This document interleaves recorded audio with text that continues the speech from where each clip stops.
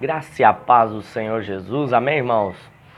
Eu acredito que você tem sido muito edificado com cada um desses compartilhamentos que nós temos feito aqui esses dias, retirando vida das Escrituras.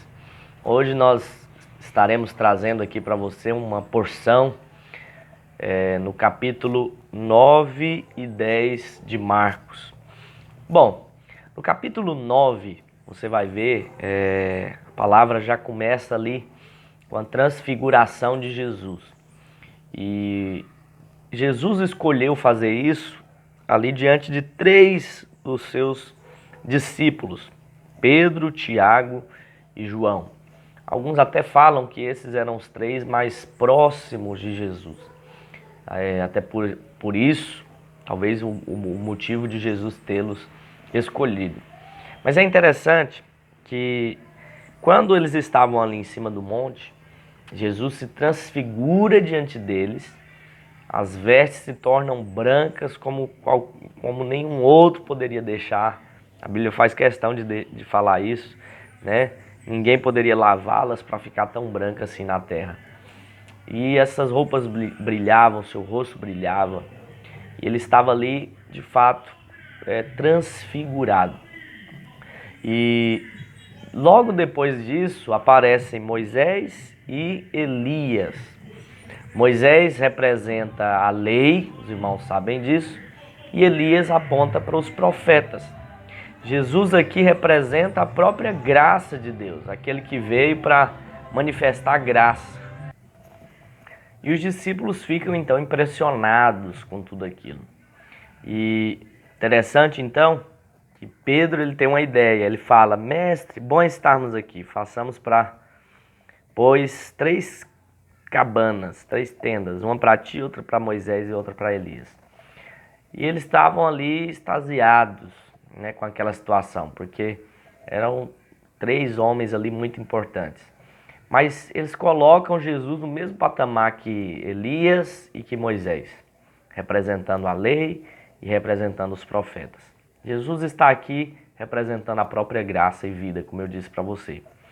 E aí, Deus vendo isso, brada uma voz do céu. Olha só o que diz o verso 7. Nisto veio uma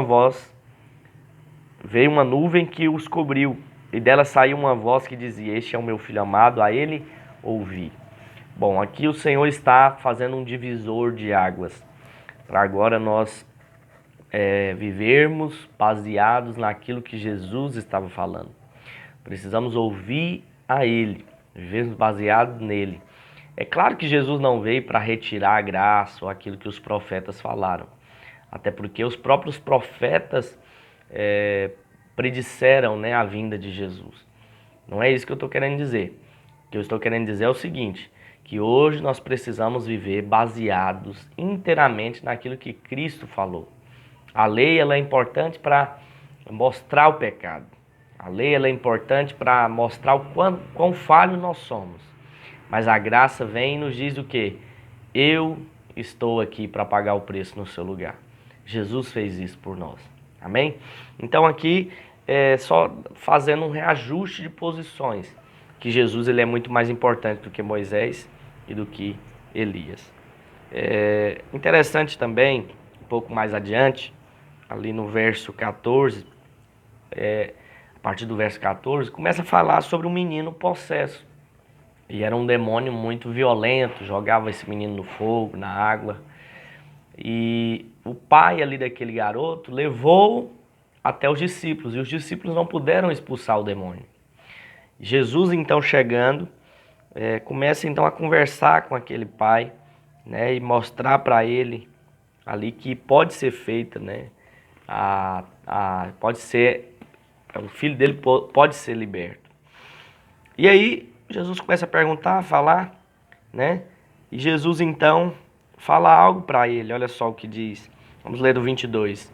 E muitas vezes tem sido lançado no fogo e na água para o destruir.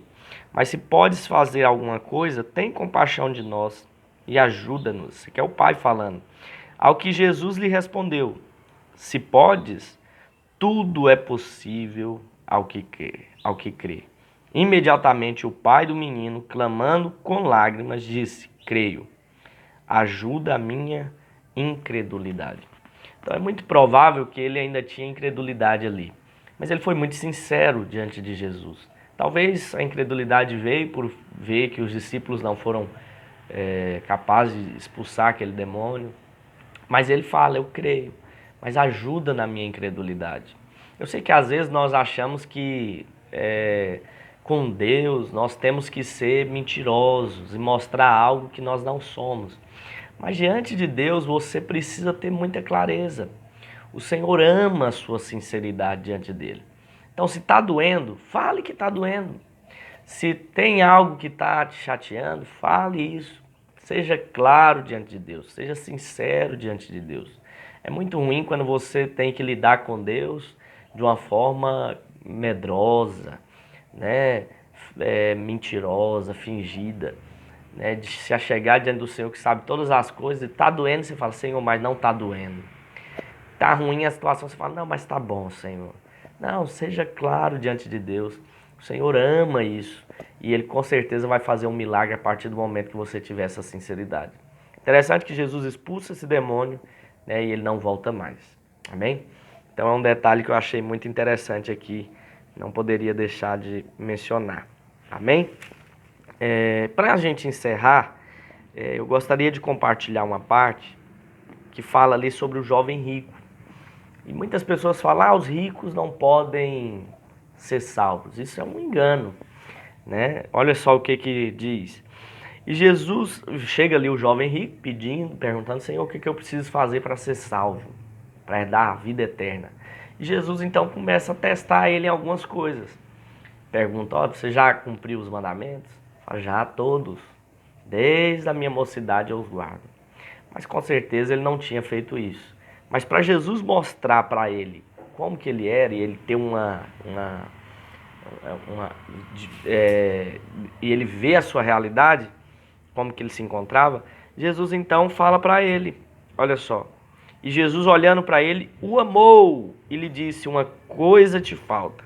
Vai e vende tudo quanto tens e dá aos pobres e terás um tesouro no céu. Vem e segue-me. Mas ele, pesaroso desta palavra, ficou ali totalmente triste. Retirou-se triste, porque possuía muitos bens. Então, é interessante que depois ele fala, né? Muito dificilmente. Olha só. Então Jesus, olhando em redor, disse aos seus discípulos, quão dificilmente entrarão no reino de Deus os que têm riquezas. E aí depois ele explica que essas riquezas é o quê? É esse valorizar mais as coisas do que a Deus, né? E os discípulos ficam assim perplexos, porque falam, nossa, mas todos nós valorizamos as coisas, valorizamos os bens, valorizamos as casas, como que alguém poderá ser salvo assim? E Jesus então declara algo ali poderoso, ele fala, olha, vocês precisam crer em mim, vocês precisam acreditar em mim. E muitos de nós não nos desapegamos das riquezas, daquilo que nós possuímos, e isso pode impedir-nos de desfrutar do melhor de Deus para as nossas vidas. Então, eu acredito que Jesus está ali declarando sobre essa confiança nas riquezas. Você precisa confiar em Deus. Mesmo que a sua conta esteja negativa, mesmo que você não tenha dinheiro, continue confiando no Senhor.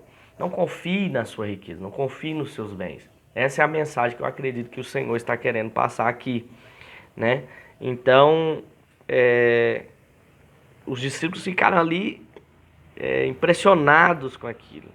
Né? E eles falam, até perguntam, quem pode então ser salvo no verso 26, né? Jesus, fixando os olhos nele, respondeu, para os homens é impossível, mas não para Deus, porque para Deus tudo é possível. Então, às vezes, olhando no olhar natural, é impossível que a gente seja salvo.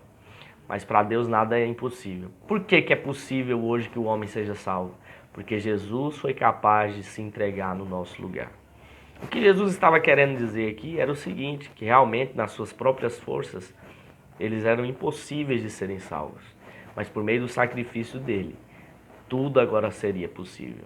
Amém? Então guarde isso com você. Tudo é possível ao que crê. Para os homens às vezes pode ser impossível, mas para Deus nada é impossível. Tenha um dia abençoado, seja marcado com essa palavra em nome de Jesus.